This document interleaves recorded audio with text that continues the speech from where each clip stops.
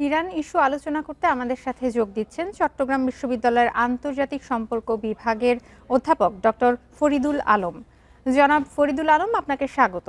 প্রথমেই আপনার কাছে জানতে চাচ্ছি যে ইরানের দক্ষিণাঞ্চলে মার্কিন হামলা এবং তার জবাবে কুয়েত, বাহরাইন এবং জর্ডানের মার্কিন ঘাঁটিতে ইরানের পাল্টা হামলা। তো সেক্ষেত্রে এসব যে ঘটনা ঘটছে, তাহলে কি কারণে যুদ্ধ পরিস্থিতি দীর্ঘস্থায়ী হওয়ার কোনো ইঙ্গিত কি দিচ্ছে কিনা? আপনাকে ধন্যবাদ। যুদ্ধ দীর্ঘস্থায়ী হওয়ার ইঙ্গিতটি অনেক আগে থেকেই ছিল, বিশেষ করে গত 17ই জুন তারিখে যখন দুই দেশের মধ্যে একটি যুদ্ধ বন্ধে 7 দিনের একটি সমঝোতা স্মারক স্বাক্ষরিত হলো এবং সমঝোতা স্মারকের পথ ধরে পরবর্তী সময়ে তাদের আলোচনা প্রক্রিয়ার মাধ্যমে একটি চূড়ান্ত শান্তি চুক্তিতে উপনীত হওয়ার কথা ছিল। তখনও কিন্তু বোঝা যাচ্ছিল যে যুদ্ধটি কিন্তু বন্ধ হওয়ার সহজেই কোনো সম্ভাবনা নেই। কারণ আপনি দেখেন যে ইরান এই যে যুদ্ধে ইরানের যে ক্ষত, এই ক্ষত কিন্তু সহজে দূর হওয়ার না। কেননা তারা তাদের সর্বোচ্চ ধর্মীয় নেতা সহ শীর্ষস্থানীয় কমান্ডারদেরকে হারিয়েছে। বেসামরিক স্থাপনাগুলোতে ব্যাপক ক্ষয়ক্ষতি হয়েছে, ধারণা করা যায় 10 থেকে 12 হাজার মানুষ মারা গেছে, এর মধ্যে একটা উল্লেখযোগ্য সংখ্যক সিভিলিয়ান। এবং এত কিছুর পরে যখন এই যে যুদ্ধ বিরতিটি যেটি স্বাক্ষর হয়েছিল সমঝোতা স্মারকের আলোকে, সেই যুদ্ধবিরতি স্বাক্ষর হওয়ার পর যেটি আমরা দেখতে পেলাম যে এইটি কিন্তু একটি পর্যায়ে ইরানে পরমাণু অস্ত্র আছে ধরে নিয়ে মার্কিন যুক্তরাষ্ট্র ইরানে যে হামলাটি পরিচালনা করলো, এটি কিন্তু পরে শিফটেড হয়ে গেল হরমুজ প্রণালীর নিয়ন্ত্রণকে কেন্দ্র করে। এবং এই হরমুজ প্রণালী নিয়ে যেটি মার্কিন যুক্তরাষ্ট্রকে নিজেদের দাবি তারা দাবিকে প্রতিষ্ঠিত করতে চাইছে, সেটি হচ্ছে হরমুজ প্রণালী। তারা বলতে চাইছে আন্তর্জাতিক জলরেখা, এবং এইখানে মার্কিন যুক্তরাষ্ট্র দেখানো পথ দিয়ে আন্তর্জাতিক এই পথে জাহাজ চলাচল করতে হবে। ইরান বলছে হরমুজ প্রণালী ইরানের নিজস্ব সীমানার মধ্যে পড়েছে এবং এখানে ইরানের অনুমতি ব্যতি রেখে এবং ইরানের নির্দেশিত পথ ব্যতি রেখে এখান থেকে জাহাজ চলাচল করা যাবে না। এর ব্যত্যয় হয়েছে বিধায় ইরান এর আগে দুটি হামলা চালিয়েছে, যার জেরে কিন্তু আমরা দেখতে পেলাম মার্কিন যুক্তরাষ্ট্র ইরানে হামলা করেছে, ইরান পাল্টা হামলা করেছে। এবং ইরানের দিক থেকে পাল্টা হামলাতে আগে থেকে অনুমেয় ছিল যে মার্কিন যুক্তরাষ্ট্র যদি ইরানের অবকাঠামোগুলো লক্ষ্য করে হামলা চালায়, তাহলে ইরান কিন্তু এই ধরনের হামলা পরিচালনা করবে। এবং যেটি আপনাদের সংবাদে যেটি আমরা দেখলাম সেটি হচ্ছে সবশেষে ইরান 5 থেকে 6টি উপসাগরের দেশে যেখানে মার্কিন যুক্তরাষ্ট্রের ঘাঁটি রয়েছে, জর্ডান, ওমান, কুয়েত, বাহরাইন, আমিরাত এবং কাতারের এই ঘাঁটিগুলোতে তারা হামলা করে উল্লেখযোগ্য ক্ষতি সাধন করেছে, যার মধ্যে তারা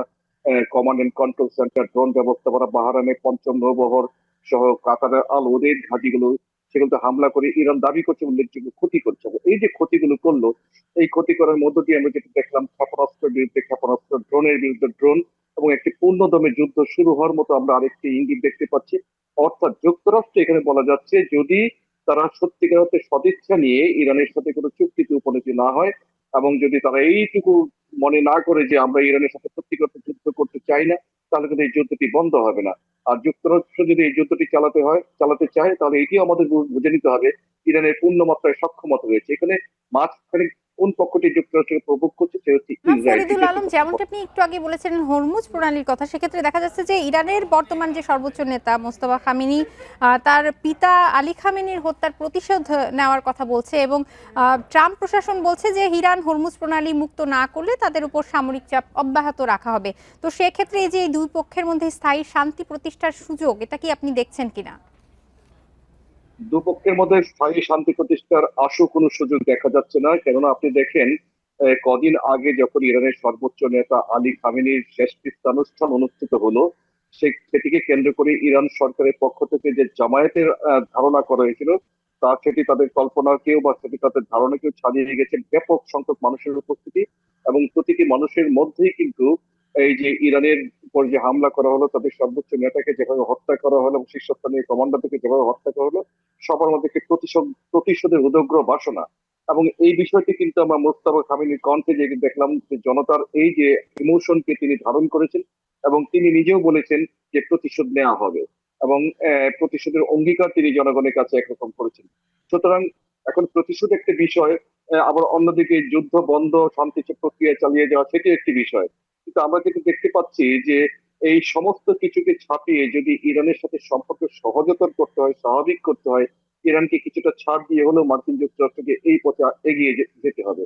কিন্তু আবার সেই লক্ষণ জনাব কিন্তু ফরিদুল মার্কিন আলম, আপনি যুক্তরাষ্ট্র। বলছিলেন দুজনকেই সম্মত হতে হবে আলোচনার মাধ্যমে। তো সেক্ষেত্রে ইরান এবং যুক্তরাষ্ট্রের মধ্যে কিন্তু বারবার আলোচনার উদ্যোগ ব্যর্থ হওয়ার পেছনে আসলে মূল বাধা কোথায় মনে করছেন আপনি? বর্তমান পরিস্থিতিতে কি আলোচনার পথ আদৌ কি খোলা রয়েছে কিনা? বর্তমান অবস্থায় আলোচনার দরজা আপাতত খোলা নেই। এই কারণেই খোলা নেই, এই আলোচনার পক্ষে সবচেয়ে বড় অন্তরায় হচ্ছে ইসরায়েল। কারণ আপনি দেখেন, যখন এই যে সমঝোতা স্মারকটি যেটি গত 17 জুনে স্বাক্ষরিত হলো, এটি স্বাক্ষরিত হওয়ার সময় থেকে কিন্তু ইসরায়েল এটির বিরুদ্ধাচরণ করছিল, এবং ইরানের পক্ষ থেকে শর্ত ছিল যে যুদ্ধবিরতি কার্যকর হওয়ার একটা অন্যতম শর্ত হবে ইসরায়েল লেবাননে হামলা করবে না। ইসরায়েল কিন্তু লেবাননে সেই হামলাটি পরিচালনা করে যাচ্ছিল।